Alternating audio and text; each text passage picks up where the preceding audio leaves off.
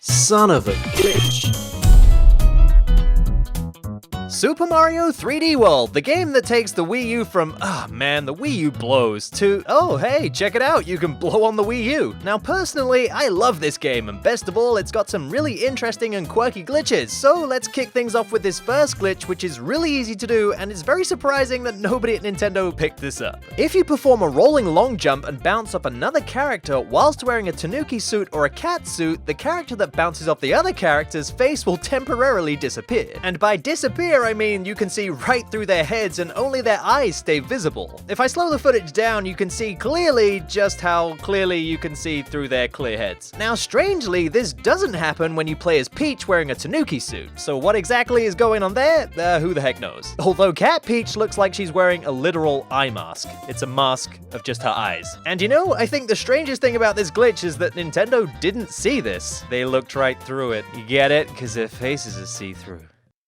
I'm sorry. Speaking of see-through, in World 1-1, Super Bell Hill, for some reason, there is a pool of invisible water just off the side of the stage that you can long jump to and swim inside. Now, it's not completely unusual that developers sometimes leave assets just outside of a stage or just off the camera, but this one thing is like right there and you can swim in it. I don't know why this exists. Maybe somebody just forgot about it. Now, here's a completely useless and random glitch you can do on the world maps. When you're around a Captain Toad course, if you jump towards it and press A and then enter that course before hitting the ground, for some reason you'll remain standing in the air as you enter the course. There's really nothing to this glitch and it just looks kind of strange, and to top it off, it's completely useless. Another completely useless world map glitch is the fact that for some reason you can jump through all the slot machines. That's a fun, neat little thing you can do, I guess. Wow, I really think I need to get out more. In World 1-2, if you bust open these purple blocks and then try to grab a green shell and jump down through the hole, you'll actually just hang there because the green shell is too big. However, there is a simple remedy to this. All you have to do is turn either left or right and you'll fall as intended. What a pointless glitch. In a very similar glitch, if you take a shell to these clouds in the exact same stage, you can kind of just hang off the edge and the clouds will take you either up or down. Now, you may be asking me, does this have a point? No, it doesn't. I guess while we're here, we may as well talk about the one-up exploit you can do with the green shell in this kind of tiny little hole. All you have to do is face left or right, throw the green shell, and then time a jump on the green shell, and you'll rack up one-ups like nobody's business. Look at those one-ups go. Man, this is an annoying sound. Okay, that's enough of that. On the subject of green shells, there's yet another slightly interesting but also kind of pointless glitch we can do. When you jump on a Koopa Trooper and it leaps out of its shell, if you rub the shell with the Wii U gamepad, just as the Koopa Trooper is about to jump back into its shell, sometimes the shell will be duplicated. There's some reasonably strict timing on this, but it's just as the Koopa Trooper is about to jump back into its shell. And hey, what do you know? You're a magician. You now have 2 shells. However, if you jump on the Koopa Trooper again, the newest shell that you made will completely disappear and things will be back to normal. Or will they?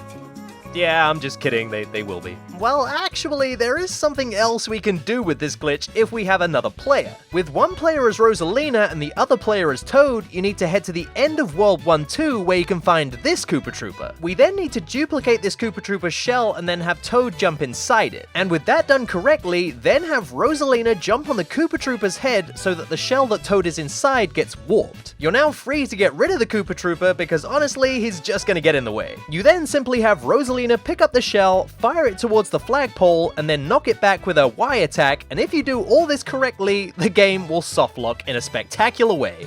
Just listen to this.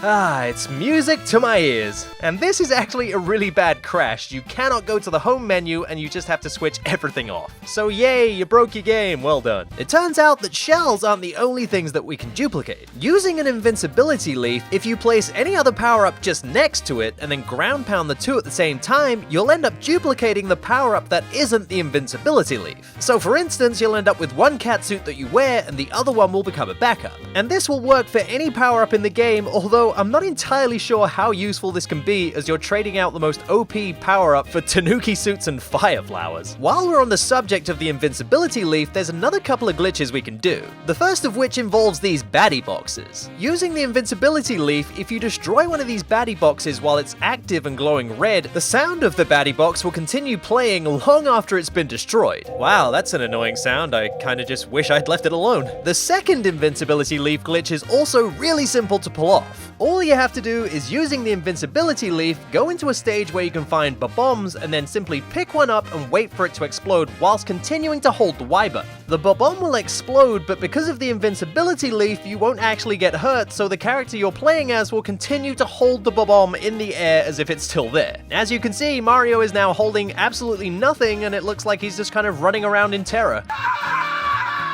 And as you'd expect, letting go of the Y button means Mario will now throw absolutely nothing. It turns out there are a couple of other glitches in the game which also involve enemies. For instance, in Spiky Spike Bridge, you can find this fire bro who just refuses to actually attack you. This is because this particular fire bro is only programmed to attack you if you approach him from head on. So if we approach him from the side, he actually just stands there and does absolutely nothing. Is it okay if I stand here? Am I bothering you?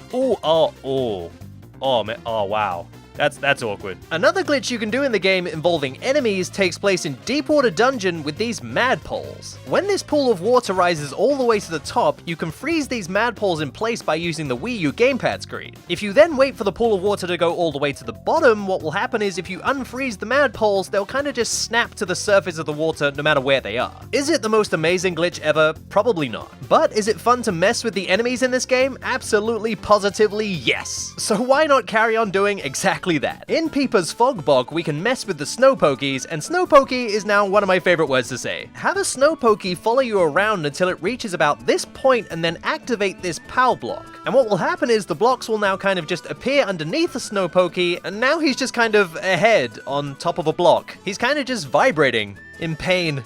Snow Pokey. If you thought that was the only Snowball related glitch in the game, you'd be dead wrong. In Snowball Park, playing as Small Toad, if you long jump into a snowball and then hold it pressing the run button, what will happen is you'll kind of just glide backwards. Here's a thing that makes absolutely no sense. Something else that doesn't really make any sense is another glitch involving ice. For some reason, when you're running on ice, if you now mash the crouch button, you'll gain insane amounts of speed from nowhere. The best way to do this is find a long stretch of ice and then run and crouch like crazy. You'll gain even more speed if you do a long jump and then hit the ground and then begin crouching. However, if you pair this glitch with a propeller box or a tanuki suit, you're gonna see the best results of all. Because this glitch's speed mixed with insane airtime means you're gonna go pretty far pretty quickly. And that's great and everything, but what if we wanted to go beyond pretty far and pretty quickly and really wanted to break the game? Well, in order to achieve maximum potential for this glitch, we need to head towards a corner like this one. We need to start running downwards and crouching into this corner, but when we're in the corner, we need to be facing exactly diagonally right. And angled like this, we can maintain some speed by repeatedly mashing the crouch button and continuing to hold this downright position on the control stick until what eventually happens is the game kind of completely slows down. That's because now we're exponentially gaining speed in this corner, and the game is just trying to process this. If we now stop mashing the crouch button but continue to hold it, the game will slowly return back to a normal speed. However, during this process, if we now let go of this downright position, Mario has now gained so much speed that he'll just shoot off screen. Now admittedly, this is a pretty tricky glitch to pull off and you never really know what you're gonna get at the end of it, but it's definitely worth a try. Okay, let's go over some more minor glitches in Super Mario 3D World. In Trick Trap Tower by the flagpole at the end of this level, you can find this small patch of wall that has no collision at the back of it, which means we can cat dive through this wall and kind of stand inside the floor, if that's the sort of thing you're really into. And if you really are into that kind of thing, there's another glitch we can do with Captain Toad that's very similar. In the level Captain Toad Plays Peekaboo, if you stand around here and then activate this block, you can walk straight into it, and now Captain Toad is inside the block. I mean, there's at least 3 of you out there that are gonna get a kick out of this, right? Okay, well, how about in Tricky Trapeze Theater, if you slide down this clear pipe, when you reach the bottom, you won't be standing on anything. Does that float your boat? At the end of any course, after getting the flagpole, if you then blow on the mic of the Wii U gamepad, the sound of wind will continue playing much longer than it actually should.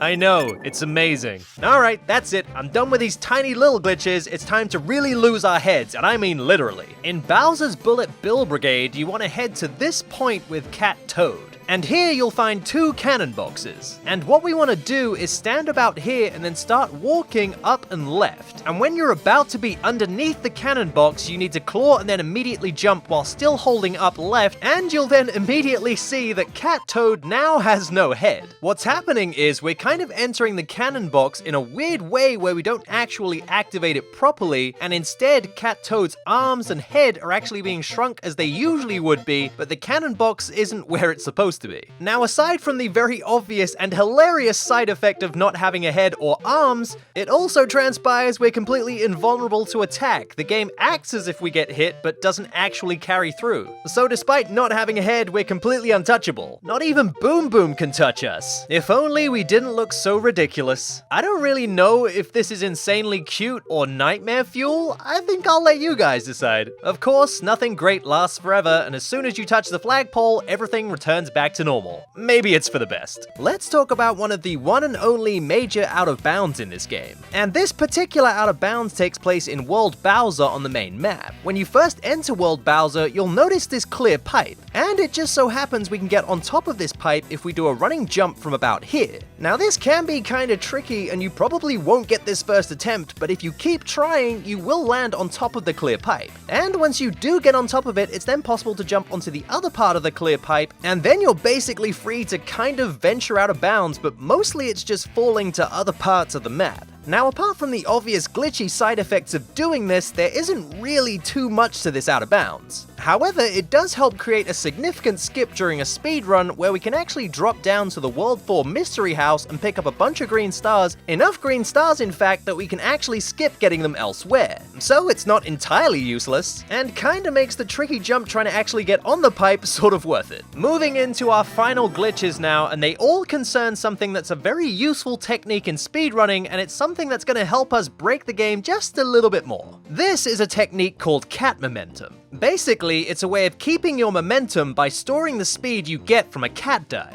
And the technique goes a little bit something like this. When running at full speed, do a jump and then a cat dive, and before you hit the ground, claw and then jump immediately afterwards. And if you keep repeating this process, you'll see that you're maintaining the speed you get from the cat dives and keeping your momentum. And for the best results with cat momentum, you want to use Peach because she has a bit of airtime from her jumps, which aids in keeping that momentum further. Now, if you ever see a speedrun of Super Mario 3D World, you're going to see cat momentum everywhere. It's used to keep speed, and obviously it's a really great technique. But that's not really how we're going to use cat momentum, is it? No, of course, we're going to use it to break the game. And the first way we're going to break the game is by heading to Mount Beanpole with a cat suit and a tanuki leaf. We need to climb up to where this secret 1-up is found and then place a tanuki leaf right on the edge of this platform. We then need to step back a little bit and begin cat momentum by jumping up in the air, claw diving, clawing before we hit the ground, and then jumping immediately afterwards. Keeping hold of the jump button and holding down on the control stick, we touch the tanuki leaf, and then we're able to use all that momentum to fly out way further than we ever should be able to. So far, in fact, that the game actually begins to visually break down. And once you get a certain distance out, the game actually starts looking like this, where it stops clearing out old frames. This is because all the way out here, to be efficient, the game isn't actually drawing anything or clearing anything out. Some modern games are programmed this way where they only draw out what they absolutely need to, and because nothing's actually being drawn out here, nothing's being cleared away either. And that's why you end up with these weird after images. And that's also why if you now press the home button and then resume the game, everything will now be completely black as there's nothing to render out here. Aside from that, there's actually nothing else to this glitch, and you'll basically just keep falling until you either quit the stage or the timer runs out. Now that's one way to break down the game, but we want something that's actually useful.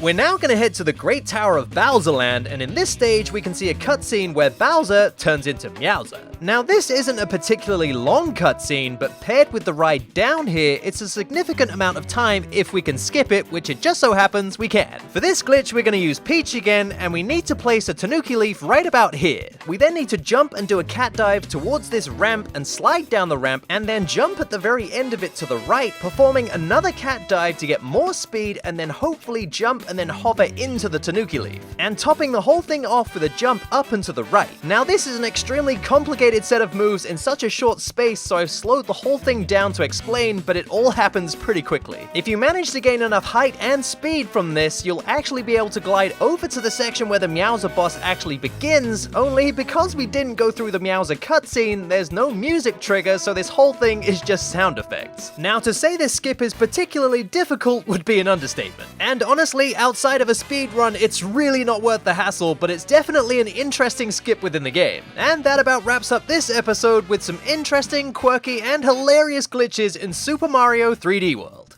Hey guys, Andy here, and I hope you enjoyed the new episode of Son of a Glitch, but right now I want to talk to you guys about live streaming. I'm live streaming more consistently now on Mondays, Wednesdays, and Saturdays, and here is a list of times for all your time zones around the world. And these live streams will take place on Twitch. Also, if you're on Twitter, follow me at A+Start Show. I post updates and sneak peeks behind upcoming episodes, and also put it to you guys which episodes you'd like to see next. I'm trying to hit 50,000 followers by the end of this year on Twitter, so if you can help me out with a channel this size, I think we can do it. Thanks very much for watching, guys, and I'll see you in the next video. And if you like this episode, why not check out the other episodes from the series? There's a handy little playlist right there. You can follow me on Twitter or Instagram, and as always, a huge thanks to everybody who supports the Patreon. You guys are the ones that make it happen.